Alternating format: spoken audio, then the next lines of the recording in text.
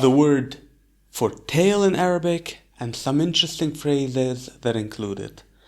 The word for tail is dil. If you want to say that someone has a bad trait that they will never get rid of, you can say ديل الكلب عمره ما يتعدل. A dog's tail never gets straightened up.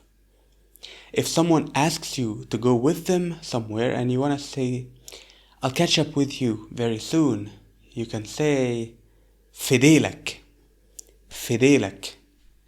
يلا بسرعة. طيب فديلك هتلاقيه فديلك. And if somebody asks you where you're going, but you don't want to give an answer, you can say رايح أجيب الديب من ديله. I'm going to catch the wolf by its tail. رايح أجيب الديب من ديله.